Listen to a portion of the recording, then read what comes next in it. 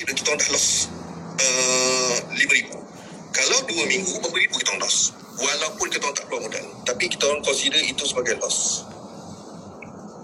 Okay, faham. Thank you Tuan Fido. Nanti apa-apa I DM kat Twitter lah.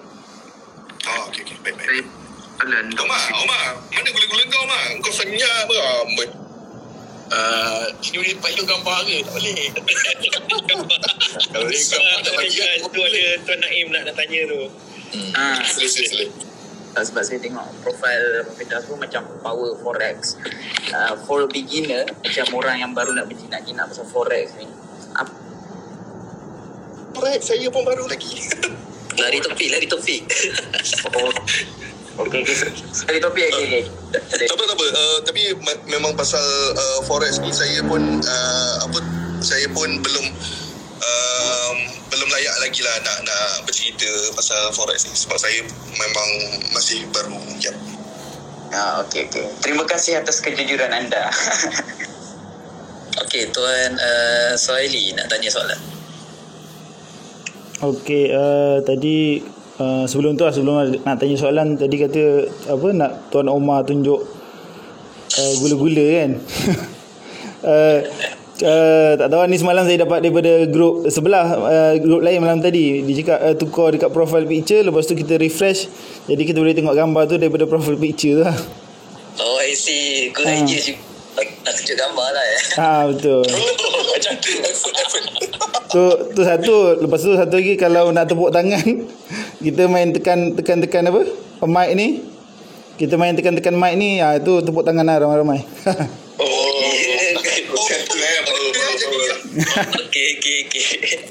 Okey. So saya pun baru masuk. So dalam grup ni beberapa minit, cuma mungkin ada banyak part dah tertinggal kot, input powerful daripada Tuan Fido, Tuan Omar ke Tuan Lutfi. Saya tak adalah run e-commerce, cuma saya ada run web agency dekat Pantai Timur, dekat Terengganu. Masih baru nak belajar lagi lah untuk e-commerce ni. Cuma nak tanyalah Tuan, sebab mungkin topik ni dah ada yang tanya ke sebelum ni, dah dibincangkan ke, cuma saya nak tanyalah, apa faktor penting lah dalam sesebuah kejayaan e-commerce ni? Adakah dia daripada part ads flow, macam yang Tuan Fido ada explain pada room sebelum ni kan, pasal ads flow, ataupun pada platform e-commerce tu sendiri? Maksud dia daripada, macam kalau WordPress kan ada yang boleh gunakan cart flow kan, boleh ada 3 flow. Maksud dia orang masuk add to cart, terus pergi checkout, pergi dekat thank you page. Tapi kalau macam saya tengok dekat ShopeeGram kan, kalau sebab owner ShopeeGram ada sini kan, kalau ShopeeGram kan flow dia macam panjang sikit kan Tuan Lutfi, kalau saya tak silap lah. So adakah daripada sudut flow dalam e-commerce tu, dia pun memberikan kesan terhadap conversion untuk satu-satu kempen marketing tu? Okey, yang ini kita dah masuk dalam sales funnel dah ni. Okey, jadi kalau sales funnel dia bergantung pada produk juga. Katalah kita memang jenis yang nak kutip database, macam aku dengan Omar, kita orang memang sangat-sangat tekankan pada kumpul database. Walaupun tak convert hari ni, dia akan convert, kita akan buat dia convert. So kita orang kalau boleh tak nak hilang satu pun customer, kita orang tak nak ada satu pun customer yang tak membeli. Kita orang kalau boleh nak convert semua orang. So itu dah masuk okay, kalau dalam bab sales funnel ni, itu kita panggil squeeze page lah untuk collect data. Jadi dia okay, berbalik pada soalan yang ini, adakah sales funnel tu penting ke tak dalam conversion? Tak. Sebabnya yang sales funnel, yang kita kena tahu, sales funnel ni ialah untuk reduce orang yang tak membeli. Itu yang paling utama. Dan satu lagi, kita kalau boleh, kita nak naikkan average order value, AOV. So daripada seorang customer, kita nak, instead of kita dapat RM50, kita nak cekau seboleh-bolehnya, kalau boleh seorang tu kita dapat 100. So kat situ kita kena strategize, nak kena offer barang low ticket dulu, lepas tu barulah high ticket, lepas tu barulah high ticket lagi, lepas tu katalah orang tu memang dia beli yang barang murah, lepas tu barang mahal, lepas tu barang mahal kedua yang kita upsell tu dia tak membeli, barulah kita offer downsell. So jadi itu tu kita ada dua je sebab kita pakai sales funnel. Satu ialah kita nak kurangkan percentage orang yang tidak membeli langsung, itu satu. Yang kedua memang kita nak naikkan average order value untuk setiap customer. Jadi instead of RM50, average semua customer yang beli jadi RM100 macam tu. Bab conversion yang ni sebab aku pakai chatbot juga, aku pakai website juga. Sebenarnya pada copywriting dengan cara korang susun offer, dia sebenarnya kalau korang boleh bagi offer yang seksi, itu pun dah cukup lah. Dia biar benda tu indah di mata customer, bukan mata kita. Omar tengah tepuk tu. Bukan, tengah tunjuk profile first, scroll dah semua refresh. Profile picture dah tukar. Kita refresh. Oh. Ini gula-gula. Lah tu ke slide okey dah jadi. Ni hari ni ke Tuan Omar? Semalam. Hari ni tak tengok lagi. Gula-gula. Okey. Okey Tuan Fido, terima kasih atas jawapan. Menjawab tak? Menjawab, cuma ada satu lagi part yang tadi Tuan cakap awal-awal tadi pasal nak kumpul database. Jadi nak kumpul database ni kalau daripada sudut daripada ads, orang masuk dekat web kan? Betul. Kalau misal kata Tuan guna WordPress ke? WordPress ada, ClickFunnels ada. Okay, so kalau misal kata yang saya nampak isu lah, kalau dekat WordPress maksud dia nak kumpul database tu, kalau macam Shopee-gram dia boleh kumpul database kan Tuan, sebab lepas add to cart dia akan pergi dekat nama, email dengan nombor telefon kan, tak silap saya. Itu kalau dia tak beli dia masuk dalam abandon masuk dalam abandon. Cuma benda tu dalam WooCommerce saya macam tak jumpa yang tak tahu option yang terbaik untuk dapatkan database tu. Okey, kalau WooCommerce sebenarnya ada dalam kat Flow Pro. Kat Flow Pro. Untuk abandon tu lah. Sorry, ni abandon ke sales family? Maksudnya untuk dapatkan database tu lah. At least kalau dia beli ataupun tak, maksudnya dia sama dia convert ataupun masuk abandon lah kan? Tak, dia sama ada convert ataupun dia datang menyanggah. Menyanggah tu maknanya dia datang untuk tengok website tu. I see. So dapat pixel dia pun okey dah Pixel tu memang akan capture. Cumanya dia kalau pixel yang nanti ni kita bergantung harap dengan Facebook sebab kita pakai pixel Facebook. Contoh kalau macam kita collect database tu, lepas ni kalau Facebook buat perangai ke apa, kita boleh 100% rely on database tu. Maknanya kita tak payah buat ads, kita blast je balik promo kita dekat semua database. Jadi benda ni yang aku start nampak masa ni lepas Omar ajar, yang mana ads masa election ke, ads memang bangang nak mampus. So macam mana kita orang survive, kita orang pakai existing database lah. Dan katalah lepas tu korang nak jadi fighter ataupun korang keluarkan produk sendiri yang mana main niche sama, korang boleh belas lagi. So database tu dia sama yang ni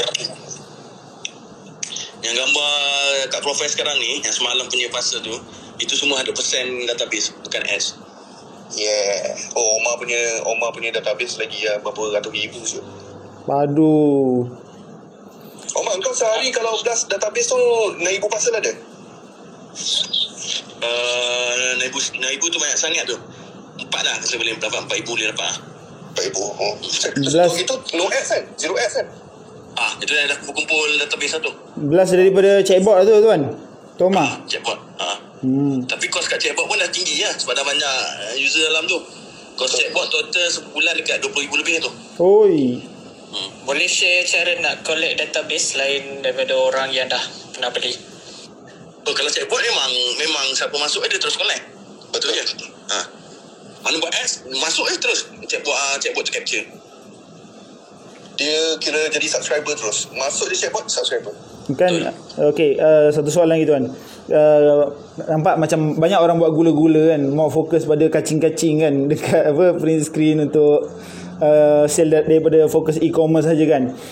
Adakah macam sebab topik ni sembang santai e-commerce, adakah e-commerce ni kita nak bergantung harap sebenarnya pada satu macam tadi Tuan Lutfi cakap sales channel kan, maksudnya sales channel daripada website saja ataupun melalui WhatsApp pun juga, melalui chatbot juga, ataupun email ke dan sebagainya? Kalau boleh buat semua, kenapa nak buat satu? Kalau contoh satu boleh generate sale 100,000 ke 200,000. So kalau ada 2-3 mesti lagi banyak. So buat je lah banyak-banyak. Jangan mengharapkan satu. Okey, kenapa satu lagi? Jangan mengharapkan satu. Okey, what happen contoh tiba-tiba lah. Contoh kita tengah pakai platform chatbot. Tiba-tiba chatbot tu problem.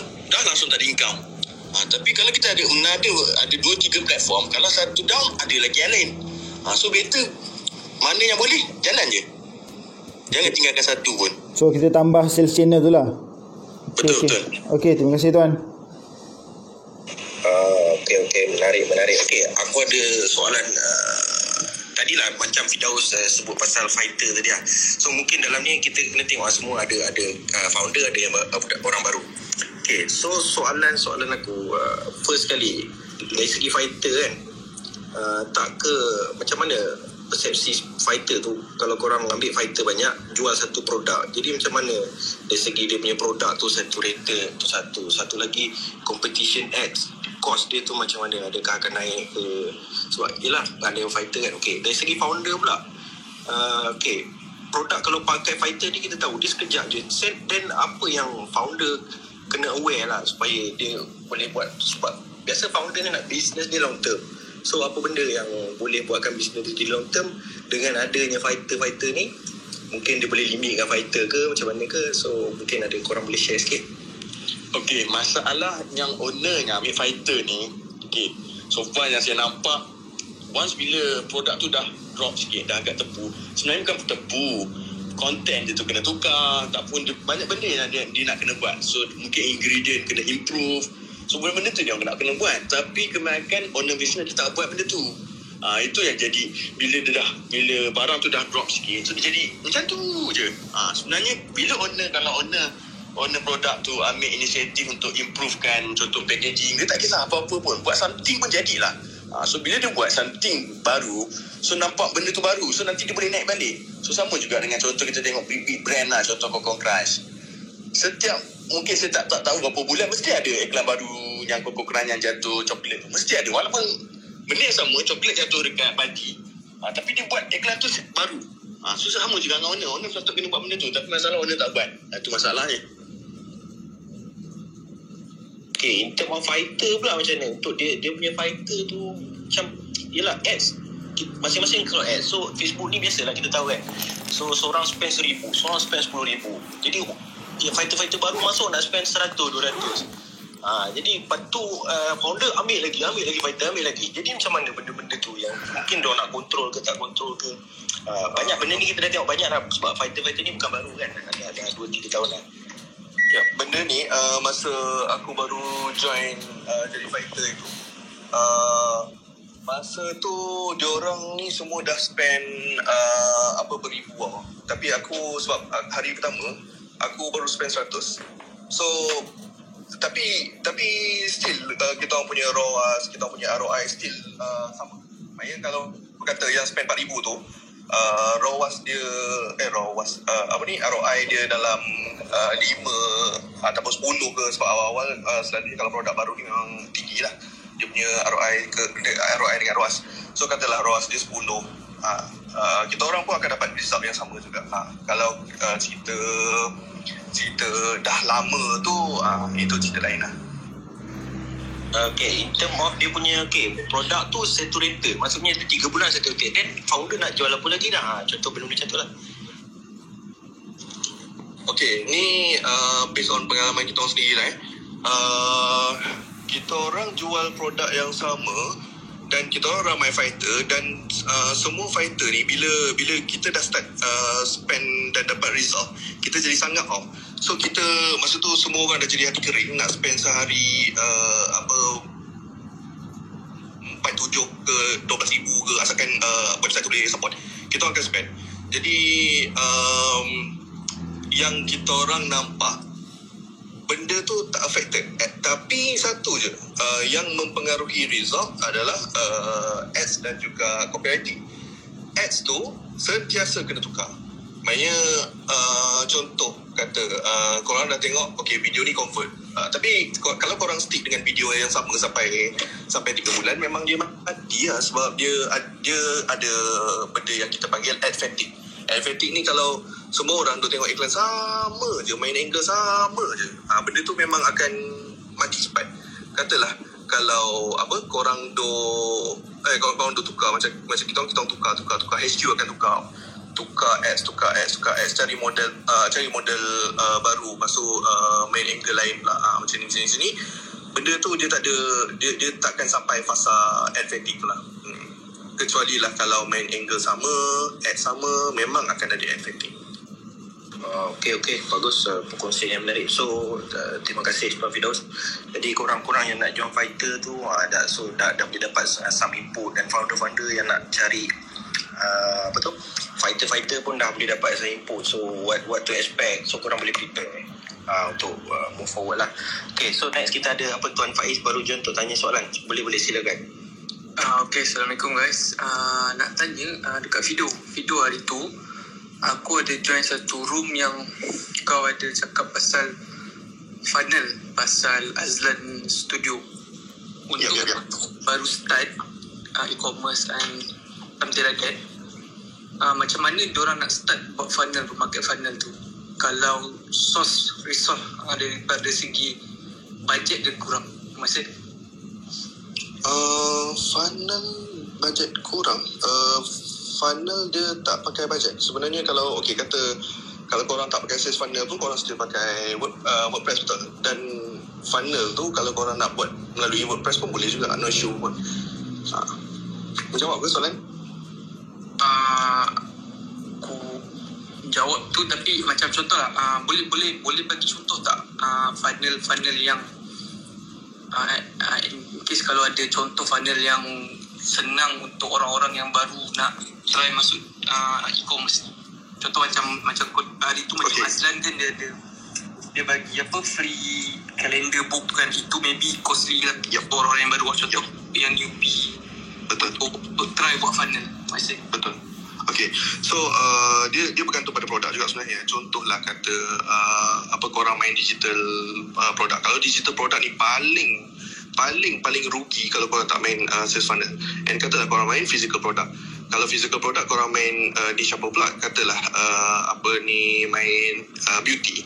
So kalau beauty korang kena tengok pada pada angle apa pula yang korang nak aim. Contoh macam untuk hilangkan jerawat ke, hilangkan parut ke apa ke. Okay, so korang kena strategize korang punya funnel. Mula-mula tu korang untuk first page tu korang buat untuk collect database. Maknanya korang bagi offer apa dekat customer korang, yang mana diorang dengan rela hatinya bagi data diorang. So katalah korang bagi Abah contoh. Abah contoh ada tak? Okey lah, kata dia contoh tengah Instagram tadi apa dia? Ni contoh untuk untuk collect data. Okey, katalah untuk collect data tu korang offer 30% off. Maknanya korang offer voucher. Jadi voucher tu pun stay valuable tak bagi customer. Jadi diorang pun why not kan? Sebab instead of kenapa aku tekankan funnel instead of buat pop-up punya pop-up punya discount tu, sebab pop-up ni orang selalunya skip, orang tekan je tepi supaya pop-up tu hilang. Sebab diorang tengah membaca, pop tiba-tiba kau kacau macam tu, dia bukannya macam YouTube. Kalau YouTube dia keluar iklan masa tengah-tengah kita tengok tu, itu tak apa. Dia kalau orang tengah membaca, dia tengah sedap baca tengah rasa nak beli sangat-sangat, tiba-tiba keluar pop-up, memang kacau steam lah dia macam tu. So kalau sales funnel tu awal-awal lagi korang dah offer discount, and selalunya diorang akan masukkan data diorang. Lepas tu dekat first page tu, dekat landing page sebenar tu, yang tu bukannya produk sebenar korang lagi, yang tu yang korang letak low ticket. Contohnya macam korang offer diorang face mask satu box harga kos. Ini semua pancing, lepas tu barulah masuk ke barang yang sebenar. Barang yang sebenar tu barang korang lah, produk korang, iaitu harga kapak terus. Lepas tu upsell tu katalah korang ada second product yang mana boleh bagi benefit ataupun enhance benda tu lagi. Jadi enhance result produk korang tu. So upsell. Lepas tu kalau katalah yang customer korang tak nak beli yang upsell ni, then korang downsell pula. Okay, why not kita bagi offer dekat you untuk second product ni, instead of RM100 kita bagi RM70 atau RM50, 50% off terus. Jadi kat situ risiko untuk hilang customer memang dah dikurangkan. Macam mana pun kita nak pastikan setiap customer yang masuk tu diorang akan spend duit. Macam tu. So menjawab ke soalan? Okay, faham. Thank you, Fido. Alright, thank you. Mantap Tuan Firdaus. Basically buat tripwire lah, kena jual lowest hanging. Yes, betul. Especially produk-produk yang mahal nak jual terus susah lah. So kena dijual tripwire, produk-produk yang lowest hanging fruit lah. Mana yang dia boleh cuba dulu, try. Contoh macam beauty, mungkin boleh beli tester dulu ke apa ke. Satu ada sama ada beli atau free lah sepulang. Okay. Guys, aku kena gerak dulu. Alright. Okay, terima kasih tuan. Terima kasih banyak. Tepuk sikit. Thank you sharing. Okay, thank you. Okay, tadi ada soalan dari Tuan Suhaili berkaitan dengan commercial rate kan. Sebenarnya memang ada main faktor jugalah. Biasanya untuk commercial rate ada dua kena tengok, iklan dan juga dekat website ataupun sales page. Sebagai contoh, macam Shoppergram pun dia ada express checkout. Tapi dia ada link khas dia lah, kena tengok tutorial dan sebagainya. So contoh dalam sales page boleh terus letak satu button dan dia terus pergi ke checkout. Dalam checkout tu kena kemaskan lagi lah. Sebagai contoh, kalau untuk orang tua ataupun orang berumur yang tak ada email, so kita boleh disable, tak payah minta email, buang satu lagi field, dah mudah lagi nak convert. Contoh lain, kalau digital product tak perlu alamat, kita buang alamat, hanya perlu letak nama, email dan nombor telefon. Apa lagi yang boleh kau bantu? Contoh let's say payment gateway, pastikan guna payment gateway yang ada on-site checkout. Maksudnya bila dia tekan je pada bahagian payment tu, terus keluar logo bank, dan dia terus boleh select bank apalah. Sebab kadang-kadang contoh, kalau kita punya payment gateway tu keluar nama macam Bill Please, apa lagi katalah apa Bicep Pay, tapi orang tak faham apa tu Bill Please, apa tu Bicep Pay. So the best is kalau platform atau website tu dia dah terus keluar logo bank lah, icon bank tu. Yang tu paling terbaik, memang dia naikkan conversion rate lah. So sebenarnya technical setup tu ada bantu juga. And paling mudah sebenarnya, paling nak tahu betul-betul, install Hotjar. Hotjar tu macam boleh record video lah apa visitor kita buat dalam website kita, dia sangkut kat mana, dia baca kat mana lama dan sebagainya lah. Tu salah satu cara untuk analisis lah. Saya beri iklan banyak lagi lah flow dan sebagainya. So harap jawab lah soalan daripada Tuan Suhaili. Okey tuan, menjawab. Saya ada satu soalan lagi lah. Sebabkan tuan cakap pasal Hotjar tu kan tadi kan. Boleh ke? Tanya soalan lagi? Boleh. Okey tuan, pasal Hotjar tu. Okey, sebab sebelum ni saya gunakan Hotjar ni untuk baca behaviour orang yang visitor masuk website kita kan, untuk ubah daripada sudut design ke interface website. Tapi apa yang tuan nampak kepentingan kita gunakan Hotjar ni? Bagi saya, the best is nak tahu dia sangkut kat mana lah sebenarnya. Sebab kadang-kadang kalau based on macam contoh lah, macam let's say from funnel analysis, let's say on Facebook kan, kita hanya boleh nampak berapa drop rate je. Contoh daripada let's say 1000 visitor, berapa orang yang sampai check out, berapa orang yang sampai payment info, berapa orang yang purchase lah. So kita hanya boleh nampak analisis data saja. Tapi contoh kalau guna tools Hotjar ni, dia record video dia masuk, dia terus record nampak video exactly apa yang Betul.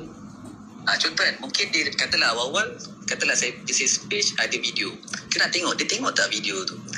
So kalau dia tengok video, dia akan lama lah, dia akan lama tengok video kan. Kita boleh tahu juga berapa lama dia tengok video tu, adakah sampai habis ataupun adakah dia masuk scroll saja. Okay.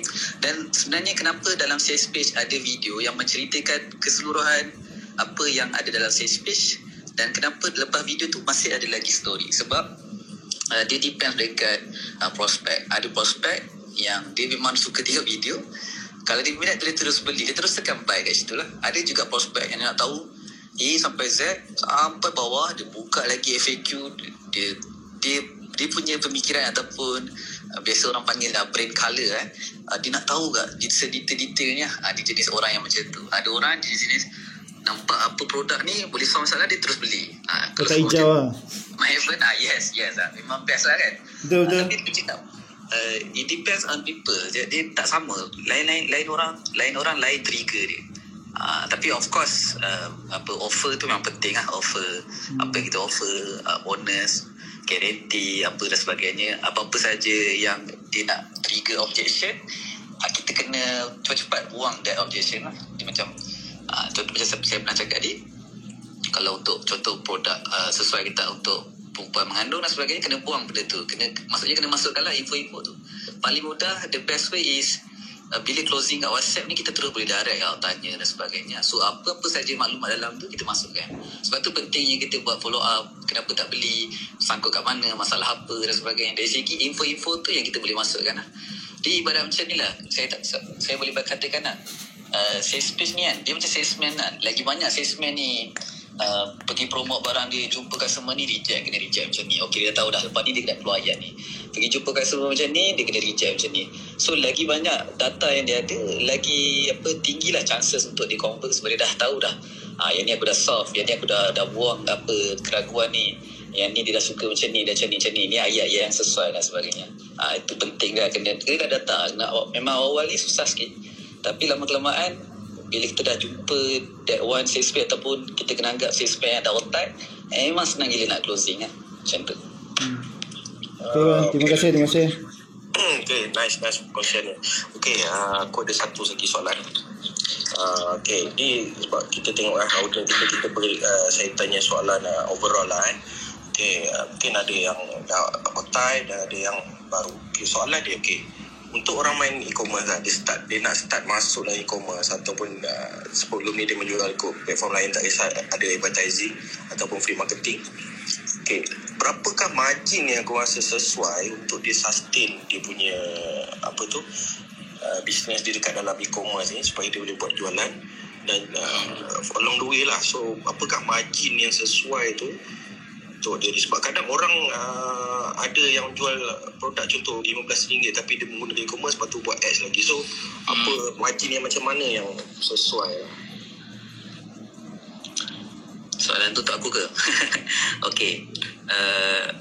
Okay lah, kita bagi contoh lah, katalah barang RM15 kan, especially anak dia kena bergantung pada strategi sebenarnya. Contoh ada kawan saya FMB juga, okay, barang ni murah je RM20, RM25, tapi dia punya repeat tu tinggi. Every month dia akan repeat, every month customer yang beli akan repeat. So sebenarnya kalau tanya saya, kalau saya punya cost per purchase even RM20 sekalipun, tapi saya tahu daripada seorang customer ni saya boleh generate minimum 20 x 12 240, betul tak? Dengan kos RM20 untuk bawa masuk dia beli pertama kali tu, saya tak ada untung, betul tak? Dah tolak kos modal, dah tolak kos ads, rugi. Tapi the following month tu, for 12 month tu, dia beli. So saya untung kat situ. So itu salah satu lagi strategi, iaitu kita kena tahu berapa lifetime value untuk satu customer lah. Dan adakah bila dia dah beli tu, boom, every month beli, tahun depan beli, dia akan beli lebih banyak dan sebagainya. Itu minimum kalau katalah dia beli RM20. So itu sebab tu cakap strategi macam ni, business owner sendiri yang lebih tahu sebenarnya customer dia ni macam mana. Adakah produk dia ni beli sekali lepas tu hilang. Contoh kalau kita jual produk hit and run, of course kita kena markup margin yang tinggi lah. Contoh let's say lah macam Shoppergram RM349 setahun, betul tak? Mungkin kalau bagi saya lah, even saya punya maximum cost untuk dapatkan acquire satu user, saya willing to spend RM349. Sebab reason dia, contoh tahun ni saya tak untung, tahun depan dia renew saya dah untung, mungkin tahun depan dia upgrade plan, ataupun mungkin dalam 6 bulan dia dah upgrade dah ke plan standard atau premium lah. So margin ni subjektif lah, tapi boleh untuk dari segi costing, a good rule of thumb, bolehlah allocate at least lah 20% marketing budget daripada total sales. Contoh kalau barang kita 100, at least lah kita boleh let go lah RM20 kita bagi kat Facebook, macam tu lah. So satu lagi tips, kalau barang-barang murah kena bundlekan sekali. Contoh macam barang RM20, apa lagi yang kita boleh add on ataupun complementary, jadikan dia RM50. So instead of kita dapat sale RM20 je, kita dapatlah naikkan, increase average order value dia kepada 50. So adalah lagi margin, at least kita untung dan sebagainya lah. Tu antara challenge dia lah. Tapi untuk barang margin ni, barang margin nipis ni, produk kena ada quality supaya customer tu repeat beli lah. Tu yang kena strategi yang kena figure out juga. Harap menjawab soalan Farhan. Ya, menjawab. Okay, so pinpoint ya. So ada lagi siapa-siapa lagi yang nak share lah tentang margin kita main dekat online ni. Sebab yelah, different strategi, different product, different strategi yang kita kena implement. Tak semua produk sesuai untuk satu strategi tu. So jadi macam mana pun kita kena explore lah. So ada idea-idea lagi tak kalau untuk orang produk margin kecil ataupun yang margin besar ni pun kadang dia punya cost per purchase pun dah tinggi kan. So macam mana kita stabilize kan benda-benda tu kan. Okay, saya nak share sikit lah.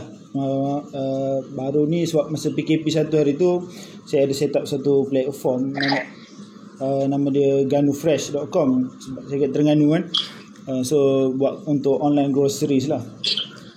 So saya setuju dengan point Tuan Luffy dengan Tuan Fido tadi cakap pasal low ticket kan. Kita jual sebab Triwire kan. So apa yang saya buat, kita buat style loss leader lah. Saya jual ayam contoh pada harga below, contoh kilang supply dekat kami RM3.90. Kami jual ayam tu RM3.70. So sedangkan orang yang jual ayam tepi jalan, orang yang jual dekat Giant, Maidin, semua harga memang mahal daripada tu. Tapi apa yang kita orang dapat adalah bila orang masuk, orang tak beli ayam je, orang beli barang-barang groceries yang lain. Sebagai contoh lah, ada benda-benda macam saya jual mi dekat Terengganu, ada satu brand nama dia mi kuning, mi Muslim. So mi Muslim ni harga dia dekat kedai 90 sen ke RM1 10 lah. Kami jual, kami markup 2 kali ganda harga produk tu. Banyak juga ada beberapa produk yang kami markup 2 kali ganda daripada harga normal ataupun harga shilling yang dah ada dekat pasaran yang ditetapkan oleh KBDNKK kan. Tapi bila produk contoh macam mi antara yang hot selling, tempe hot selling, kita double up, item-item tu yang mahal ni lagi banyak rupanya orang beli, padahal kita rugi kat ayam kan. Cuma betul. saya punya game masa tu kita orang target nak dapatkan leads lah. So Alhamdulillah lah, masa first month tu saya tak pernah sangka, tak pernah jual barang-barang sayur, ikan, ayam apa semua kan. Boleh dapat first time tu boleh lah dapat 6 figure untuk jual groceries online tu. Groceries. Sekarang macam mana, masih lagi teruskan tak? Saya dah jual company ni dekat orang lain tu. Oh, I see. Orang lain handle lah. Betul. Okey. Menarik. Itu salah satu ni lah kata strategi. Betul. Ni macam tu jugalah. Main Tripwire dia sebiji macam strategi kedai runcit. Orang tu dah masuk kalau customer dah masuk satu kedai, dah masuk kedai kita, dia tengok benda-benda yang memang ramai orang pakai. Contoh macam orang ramai pakai katalah contoh ramai orang pakai kicap. So orang tahu kalau kicap sini murah, tapi yang dia orang tahu kicap murah. Tapi barang-barang lain barang-barang lain tu kita makan. Cumanya orang tak suka pergi banyak-banyak kedai. Dia suka satu kedai tu dah borong semua kat sini. Jadi masa tu lah yang kita dekat ayam tu jangan naikkan lah. Kalau selalunya ikan bilis ni memang orang kadang-kadang tak perasan kita tekan kat ikan bilis. Jadi sebenarnya profit utama kita ialah daripada ikan bilis. Macam tu jugalah main dengan tripwire, kita kena strategize betul-betul lah macam mana. Setuju tuan. Okey lah, kita buka last question daripada open ataupun siapa-siapa nak tanya. Saya rasa dah last question. Kita dah daripada buka open ni, kita sembang santai. Itulah dah lama ni. So kita buka open last question. Tak nak last kan.